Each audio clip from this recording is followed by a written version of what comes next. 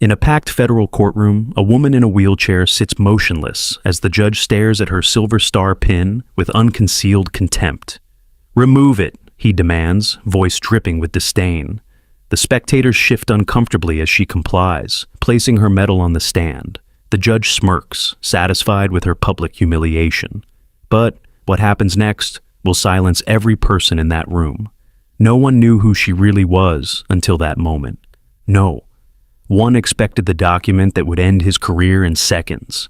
From which city in the world are you watching this video today? If you enjoy stories of justice served, consider subscribing for more incredible true stories every week. The imposing marble columns of the Norfolk Federal Courthouse loomed over River Kingsley as she navigated her wheelchair up the accessibility ramp. Her movements were efficient, almost military in their precision, remnants of a life few in this building would recognize.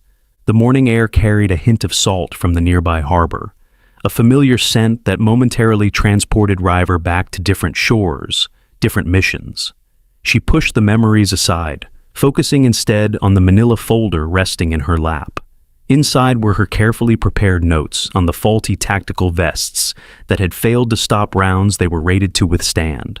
Vests that had cost lives.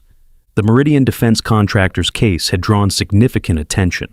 As River entered the building, she noted the unusual number of military personnel in the lobby, some in uniform, others like her, now in civilian clothes, but carrying themselves in a way that spoke of their service. "Ms. Kingsley?" A young prosecutor approached, hand extended. "Jackson Whitley, thank you for coming today." River took his hand, noting his firm grip but inexperienced eyes. Too young to have handled many cases of this magnitude. "Your testimony could make all the difference," Whitley continued, walking beside her toward the elevators.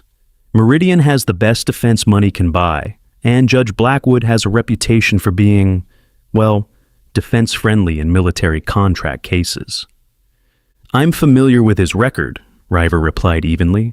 The elevator doors opened to reveal a crowded hallway outside courtroom 3. Journalists clutched notebooks, military officials spoke in hushed tones, and corporate types in expensive suits clustered near the entrance. The case against Meridian Defense Contractors had drawn a full gallery. River positioned herself near the prosecution table. Her tailored navy suit concealed most of the scarring along her neck and shoulders, though nothing could hide the wheelchair. The only hint of her past was the small silver star pin affixed to her lapel, a quiet testament she never drew attention to.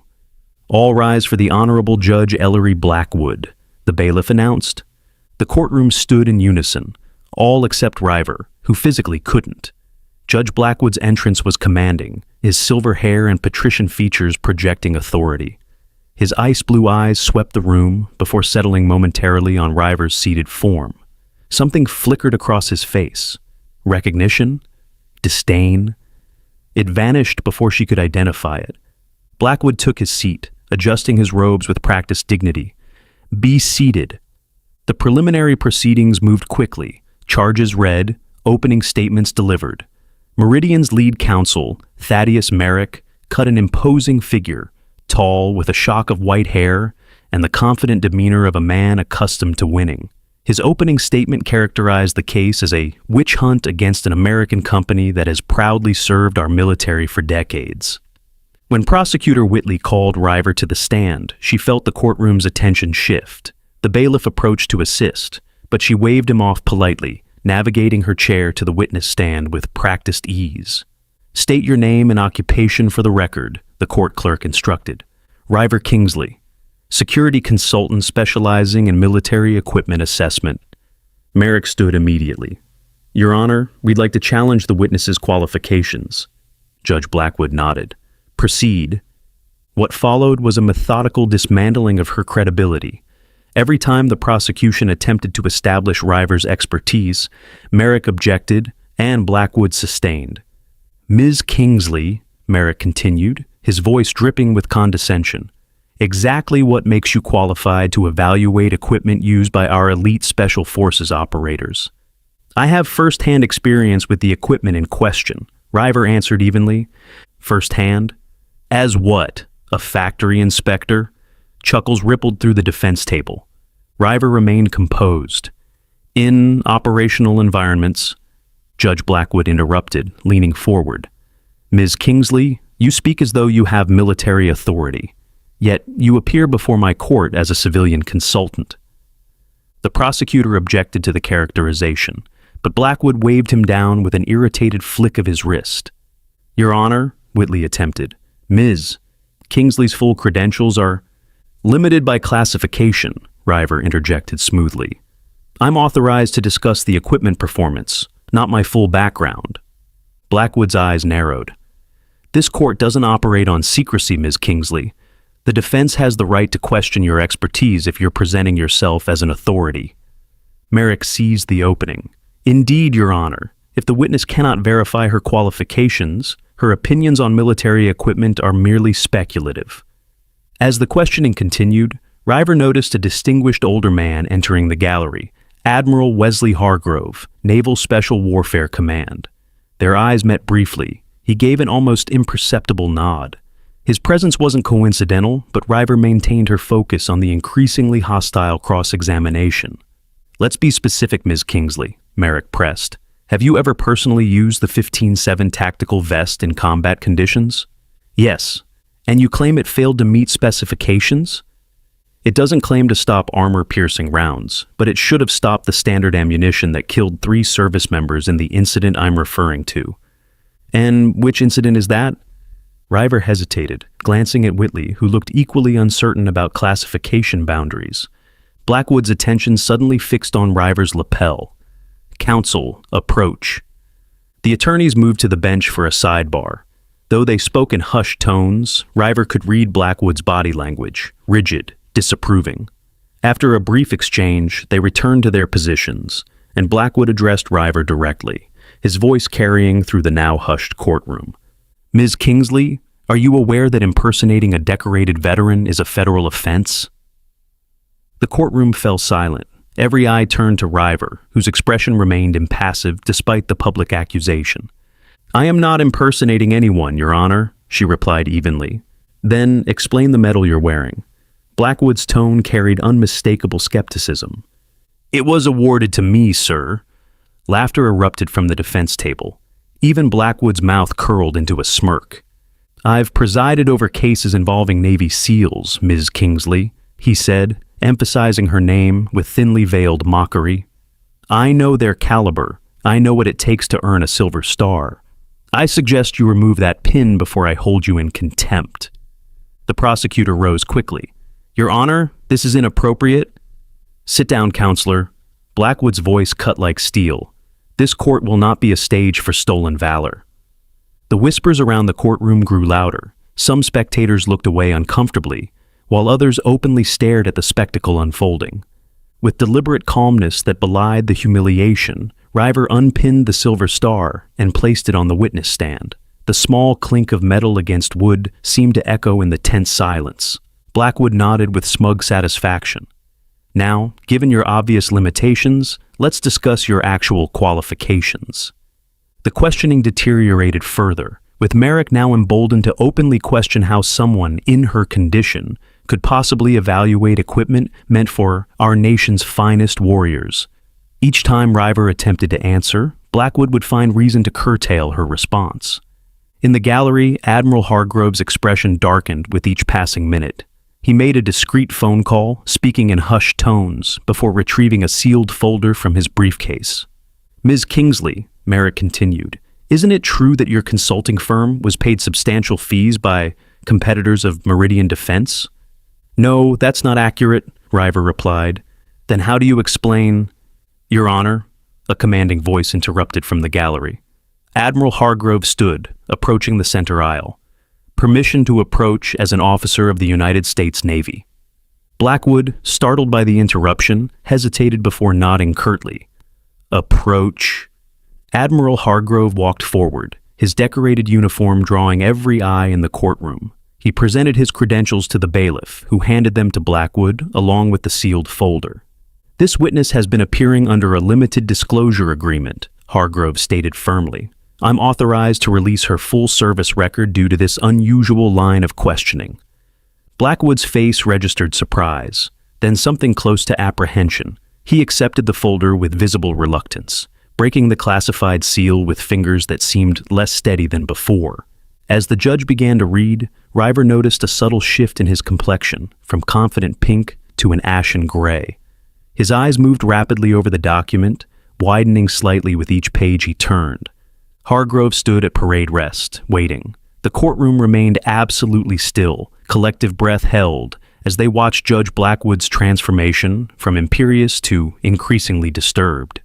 "Your Honor," Whitley ventured after several long moments, "may we know the contents of that document?" Blackwood looked up, meeting River's gaze for the first time, with something entirely new in his eyes. Not contempt now, but the dawning horror of recognition. Admiral Hargrove cleared his throat. "With your permission, Judge, I'll summarize for the court." Blackwood didn't respond, seemingly unable to find his voice. Hargrove took the silence as assent. Lieutenant Commander River Kingsley served with Naval Special Warfare Development Group for 11 years. She completed 3 combat tours and led 27 high-value target extractions. She was awarded the Silver Star, 2 Bronze Stars with Valor, and a Purple Heart. A murmur rippled through the courtroom. Commander Kingsley was gravely wounded during Operation Kingfisher 3 years ago. While extracting 16 hostages under heavy fire, she sustained spinal injuries that left her paralyzed from the waist down. Hargrove paused, turning to face Blackwood directly. One of those 16 hostages was Second Lieutenant Marcus Blackwood. "Your nephew, Judge?" Gasps echoed through the courtroom. Judge Blackwood's face had gone from ashen to nearly white, his hands visibly trembling as they clutched the folder. Twice he tried to speak, but no words emerged. Admiral Hargrove continued, his voice carrying the weight of decades of command.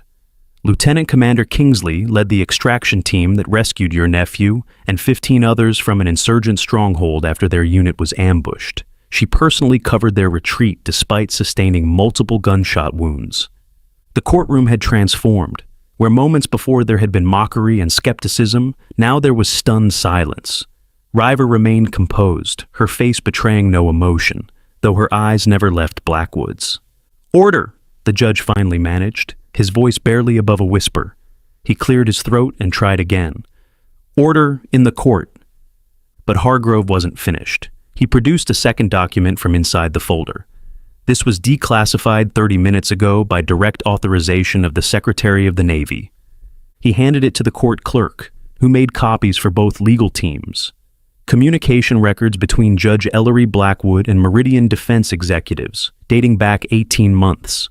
Communication specifically discussing how to handle any witnesses who might mention Operation Kingfisher. Prosecutor Whitley scanned the document, his expression shifting from confusion to shock to barely contained outrage. "Your Honor, I move for an immediate mistrial on grounds of judicial misconduct. These communications indicate a clear conflict of interest and potential criminal conspiracy." Blackwood's gavel slammed down. "That is enough. This court is in recess until tomorrow morning." "With respect, Your Honor," Admiral Hargrove interjected, "I've been instructed to inform you that the Chief Judge of this district has been notified and is en route to this courtroom. These proceedings will continue today under his supervision." As if on cue, the courtroom doors opened. Chief Judge Ellington Corwin entered, his expression grave. The bailiff called for everyone to rise once more. Blackwood remained seated behind his bench, seemingly paralyzed by the sudden reversal of his fortunes. "Judge Blackwood," Corwin said quietly, approaching the bench, "I'll need to see you in chambers immediately." As Blackwood was escorted out, his eyes met River's one last time. In them, she saw not just the fear of a man whose career was imploding, but the dawning recognition of who she truly was, and what she had done for his family. The courtroom erupted in chaos the moment the judges departed. Reporters rushed for the doors, attorneys huddled in urgent conferences, and spectators buzzed with the dramatic turn of events. Through it all, River remained at the witness stand, outwardly calm despite the storm around her. Admiral Hargrove approached. "Commander Kingsley," he said formally, loud enough for those nearby to hear, "on behalf of the Navy, I apologize for what transpired here today." "No apology necessary, Admiral," she replied. "I've endured worse." "Indeed you have," his voice softened. Marcus has been notified. He's on his way. River nodded, the first hint of emotion crossing her features. I never wanted him involved in this. He involved himself the moment he learned Meridian was being investigated. He's been trying to come forward about the equipment failures for months. Hargrove glanced toward the door where Blackwood had exited. His uncle made sure he was silenced. The court remained in recess for nearly an hour. When proceedings resumed, Chief Judge Corwin presided. Blackwood was notably absent. In light of extraordinary circumstances, Corwin announced, I am declaring a mistrial in the case of United States versus Meridian Defense Contractors. A new trial will be scheduled with a different presiding judge. Additionally, a judicial conduct investigation has been opened regarding Judge Blackwood's actions. He turned to River, his expression solemn. Commander Kingsley, the court thanks you for your service, both today and to our nation. You are excused from further testimony at this time, though you will be recalled for the new trial.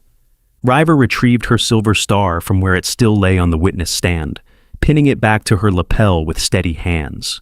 As she wheeled toward the exit, a remarkable thing happened. A Navy officer in the front row stood at attention, then another.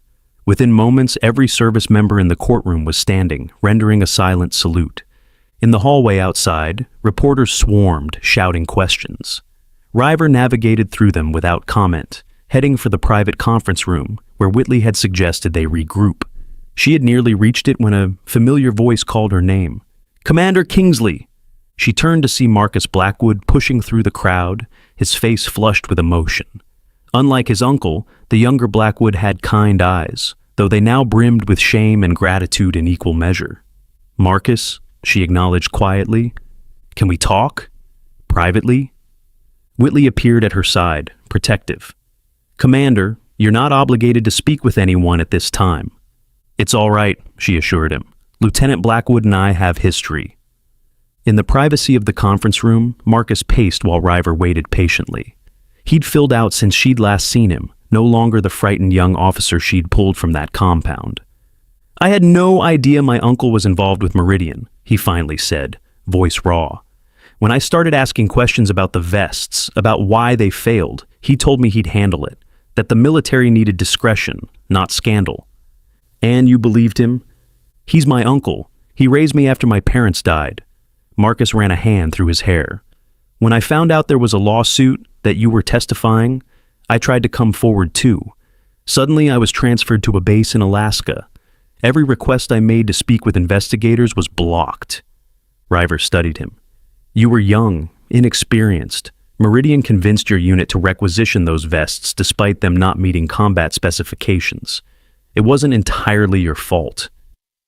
But it was my signature on the forms, Marcus insisted. 3 men died because I didn't question the supplier's claims. And you, his voice broke, you nearly died saving us from the ambush that followed. I did my job, River said simply. You've never told anyone it was my mistake, have you? All these years, you've protected me. Before she could answer, the door opened. Admiral Hargrove entered with a man in a dark suit who introduced himself as Special Agent Donovan from the Department of Justice. Commander Kingsley, Lieutenant Blackwood, Donovan said, we'd like to ask you both some questions about Judge Blackwood's communications with Meridian. It appears this goes beyond judicial misconduct. We're looking at potential obstruction of justice, witness tampering, and possibly bribery. The next several hours were consumed by detailed interviews. River recounted everything she knew about the faulty equipment, the ambush that had resulted, and her interactions with Judge Blackwood in court.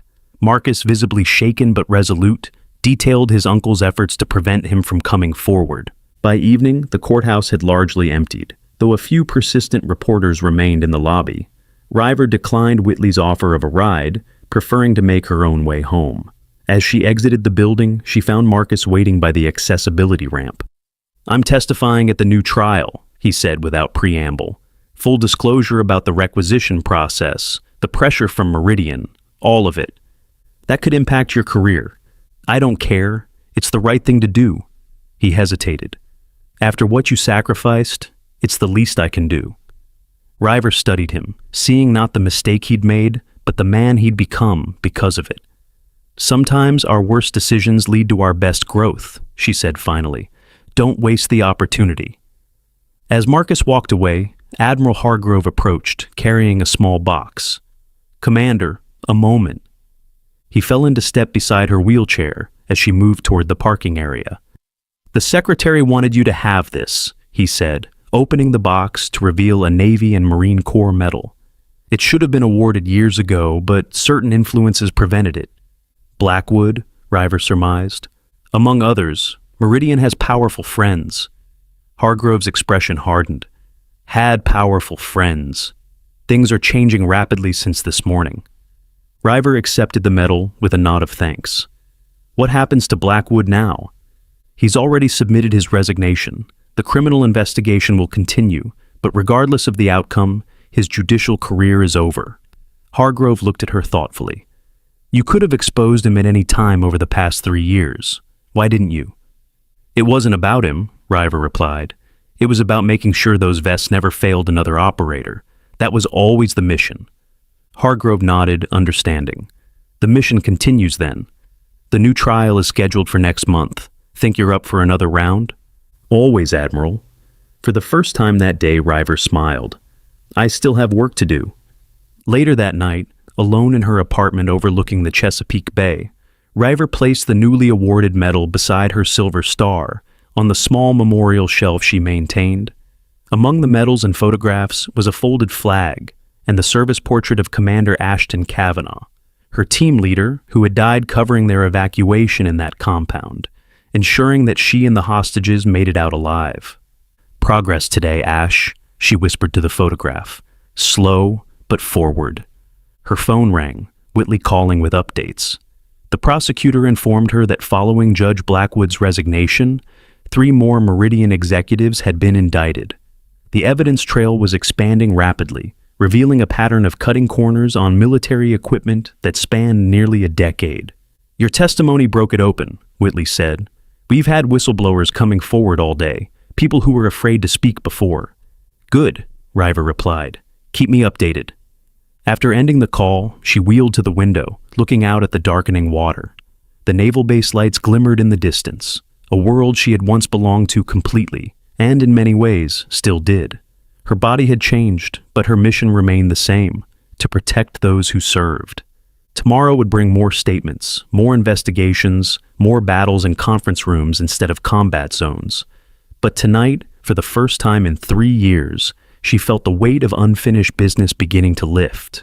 Justice, like healing, came in its own time. The judge who had tried to strip her honor was facing his own reckoning, and the truth about Meridian's failures would finally come to light. It wasn't victory, not yet, but it was a beachhead secured, and River Kingsley knew how to advance from there. 1 month later, River Kingsley found herself navigating the marble halls of the Capitol building, her wheelchair moving smoothly across the polished floors. The congressional hearing on military procurement oversight had drawn significant media attention, particularly after the very public implosion of Judge Blackwood's career and the subsequent revelations about Meridian defense contractors. The cavernous hearing room was already filled when she arrived. Representatives from each military branch sat at long tables, alongside procurement officials and defense industry executives. Notably absent were any representatives from Meridian, whose leadership was now facing multiple federal indictments. Commander Kingsley, Congresswoman Valeria Ortiz, greeted her, extending a hand. As chair of the Oversight Committee, Ortiz had been instrumental in expanding the investigation beyond Meridian to examine the entire military procurement process. "Thank you for agreeing to testify today." "I appreciate the opportunity, Congresswoman," River replied, taking the offered hand. "Your experience provides a unique perspective, both as special operations personnel who relied on this equipment and as someone who has seen firsthand the consequences of its failure." Ortiz lowered her voice. "Not everyone is happy you're here. The defense industry has powerful lobbies." "I'm used to resistance," River said with a slight smile.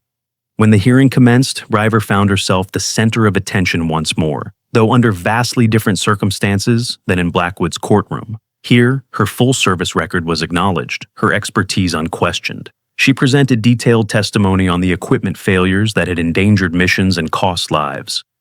"The issue goes beyond Meridian," she explained to the committee. The current procurement system prioritizes cost-cutting over performance. Contracts are awarded to the lowest bidder, with insufficient field testing before equipment reaches operators. What would you recommend, Commander? Congressman Reeves asked.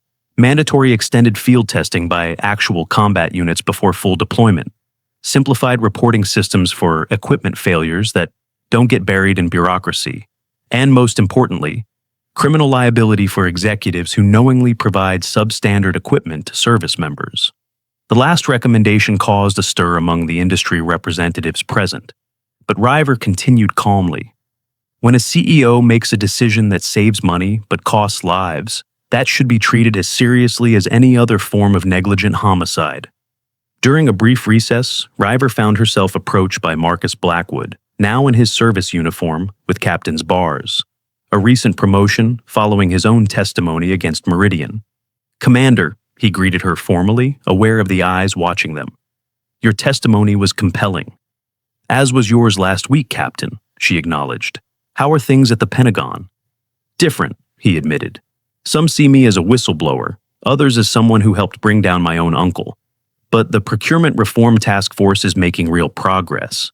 He hesitated. They're calling it the Kingsley Protocol. River raised an eyebrow. I wasn't informed. It's being announced today. The committee wanted it to be a surprise. Marcus looked uncomfortable. My uncle tried to reach out to me again yesterday. And I didn't take the call. His jaw tightened. Some betrayals can't be undone with an apology. Before River could respond, Admiral Hargrove joined them. They're ready to resume, Commander. You have the closing statement. When the hearing reconvened, Congresswoman Ortiz addressed the room. Before our final testimony, I want to announce that this committee has unanimously approved the initial framework for what we're calling the Kingsley Protocol, a comprehensive overhaul of military equipment, procurement procedures designed to prioritize service member safety and equipment reliability. Applause broke out, catching River by surprise. She had never sought recognition, only accountability. Commander Kingsley, Ortiz continued, you have the floor for your closing statement. River moved her wheelchair to the center position and adjusted the microphone. Thank you, Congresswoman. I'm honored by the committee's decision, though I must emphasize that this protocol represents the collective effort of many individuals who have worked tirelessly to expose procurement failures. She paused, gathering her thoughts. 3 years ago, 16 service members, including myself, faced a situation no military personnel should ever confront. Our equipment failed at the moment we needed it most. 3 died immediately, 2 more during the extraction. I sustained injuries that ended my field career. The room was utterly silent. I'm not here seeking sympathy or recognition.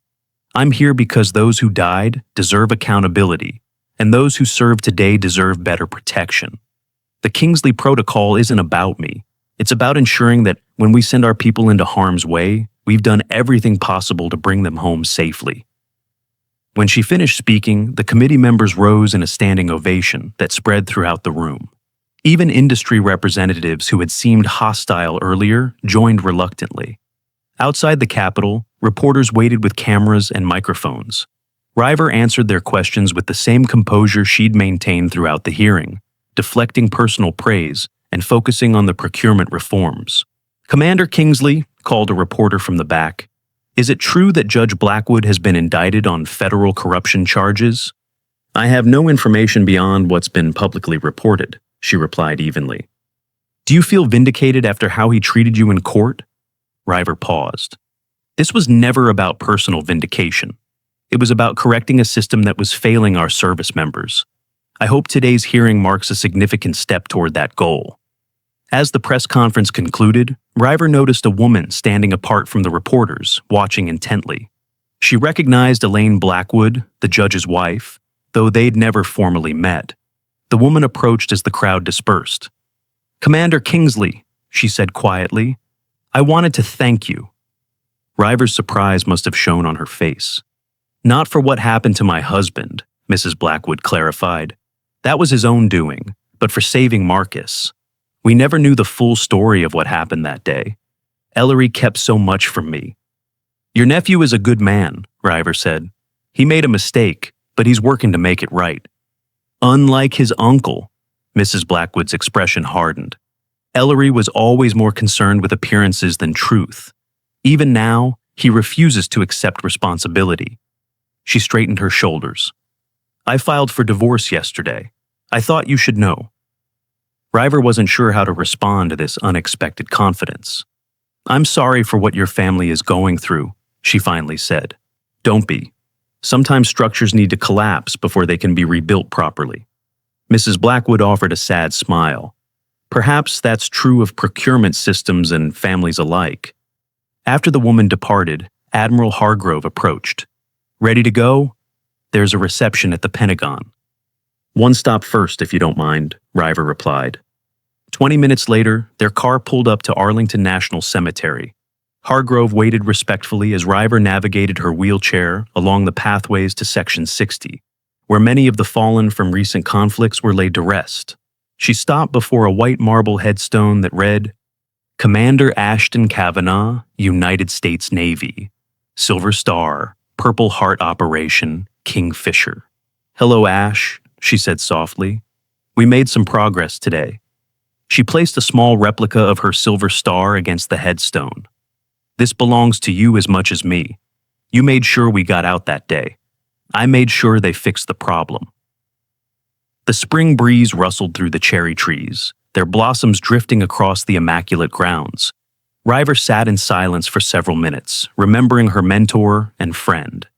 The Kingsley Protocol, she said finally. Can you believe that? You'd probably find it hilarious. You always said I was too stubborn to let anything go. She smiled at the memory. You were right. As the sun began to set, casting long shadows across the cemetery, River made her way back to where Hargrove waited. Thank you, Admiral. I'm ready for that reception now.